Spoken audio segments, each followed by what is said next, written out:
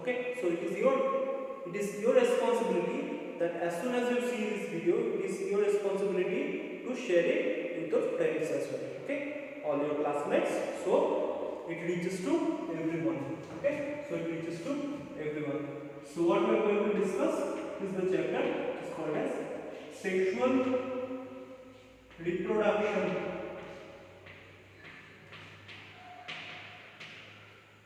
in flowering plants.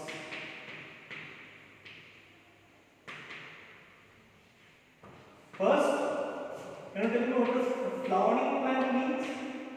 What do you mean by a flowering plant? A flowering plant actually means we are talking about angiosperms, right? We are talking about angiosperms specifically. So most of the things that we will be discussing in this chapter will be in regards of angiosperms. Sexual reproduction. What does sexual reproduction means? Or what happens in case of sexual reproduction? Let me give you a brief of sexual reproduction before starting this. Okay. In case of sexual reproduction, what happens?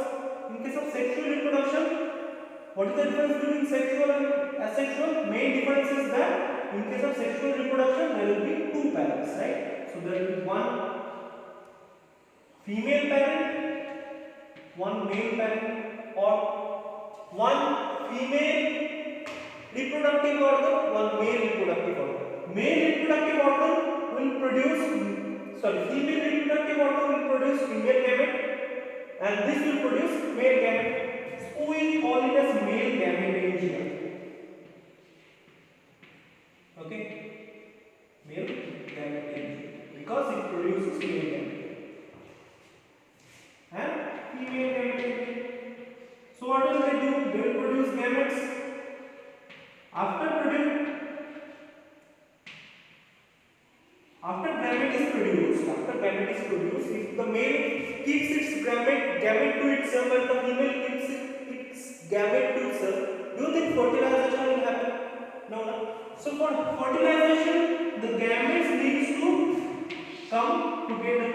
So gametes will come together, right? That is called as gamete transfer.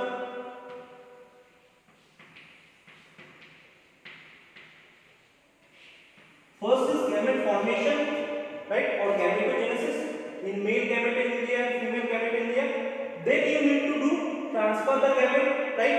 So gamete formation and gamete transfer.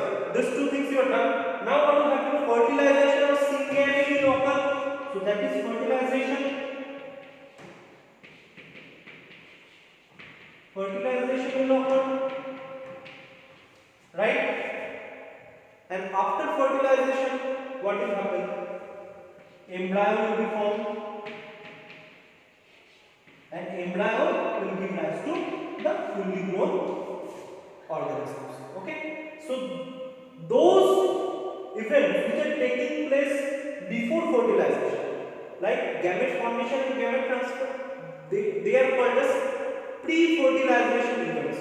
Those events which are taking place after fertilization, like embryo formation, they are called as post-fertilization event. Okay, so two types of events are there in sexual reproduction: pre-fertilization, before fertilization, whatever happens, and post-fertilization, after fertilization, whatever happens. Okay, now this sexual reproduction, we will see. Look, whoever performs sexual reproduction, this process is same in case of them. Okay, in case of them, in all of them, this process is same. Now we are going to see how angiosperm, in this chapter we are going to see how angiosperm performs this sexual reproduction. Okay, now if we talk about angiosperms, what is their reproductive organ? That is flower, right? In angiosperm, the reproductive organ is flower. Now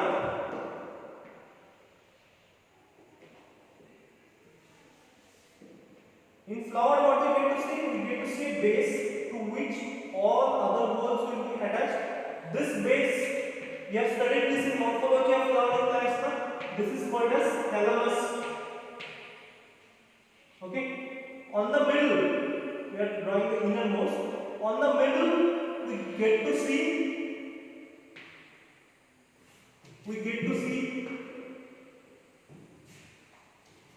a long slender pipe-like structure, swollen tip at the bottom and a swollen tip at the top.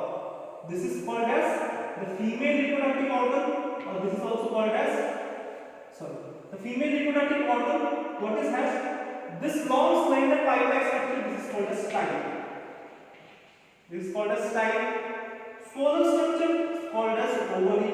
Inside this ovary we have ovule, and this part is called as stigma. This part is called as stigma, right? This also we have studied in lower classes, in class 11. Together they are called as pistil, right? Pistil is single, right?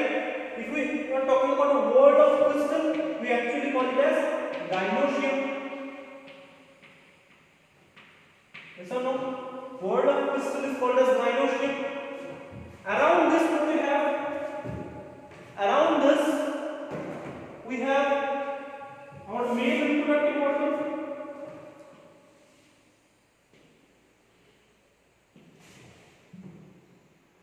They also have a stick-like structure. This stick-like structure, what is it named as? Can you tell me? This stick-like structure is named as. This one is named as filament, right? And this swollen tip is called as anther. And covering this, what we have? We have some petals together, which we call them as corolla, right? Petals we have, and from here some green small parts which protects when it is in bud condition, that is called as sepal, right? So these are petal, these are sepal. Together, all the sepals together, it is called as calyx. All the petals together, this is called as corolla. I don't need to discuss all this because we have studied all this as in lower classes also. What we need to discuss here is androecium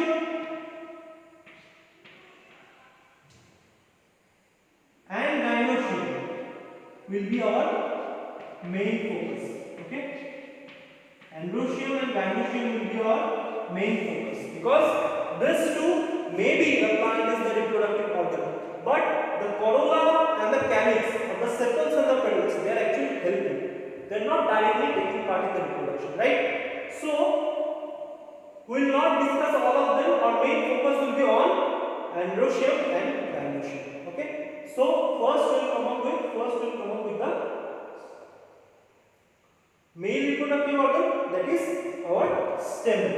Let's see in stamen what we get to see.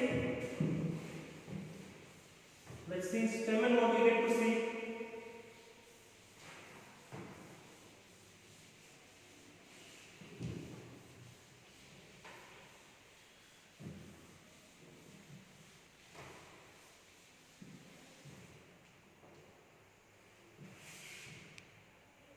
In stamen, if you see stamen, what is stamen?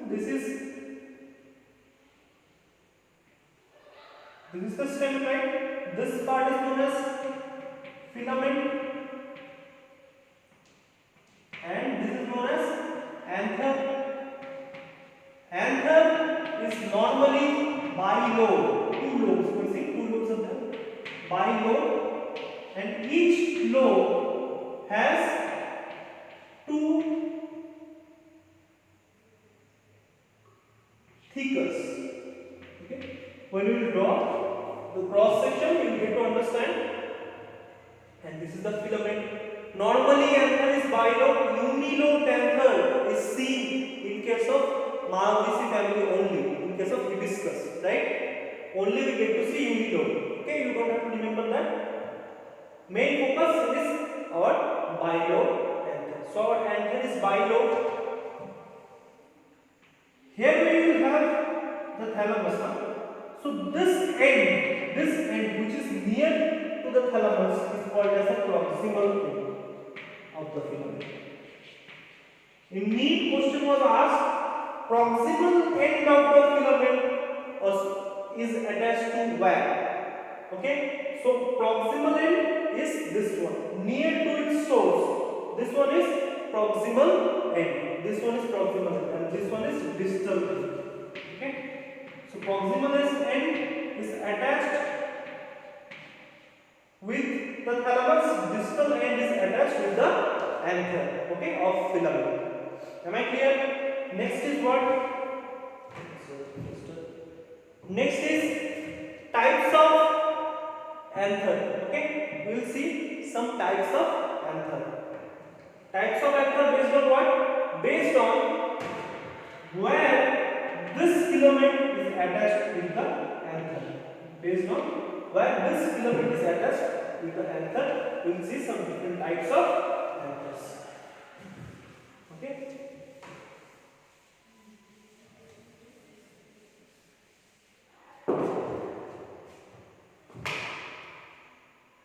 Suppose if this is the anther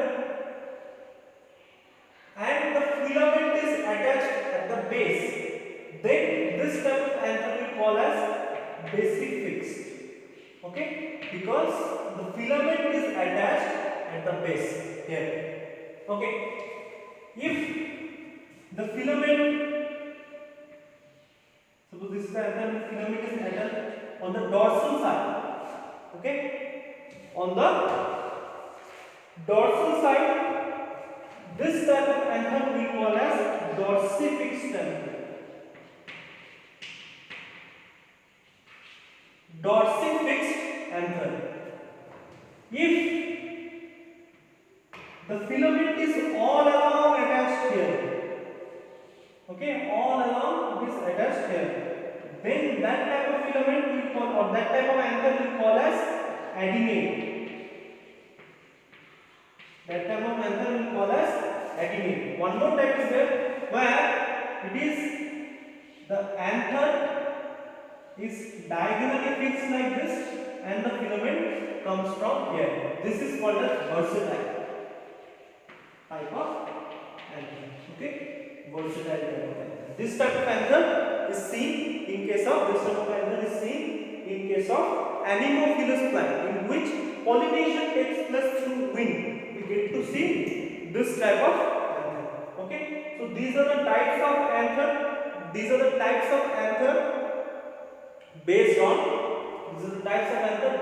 where the filament is fixed. Now if you see cross section of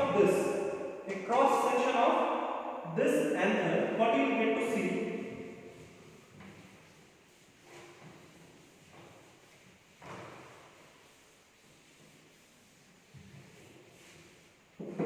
You get to see a structure like this.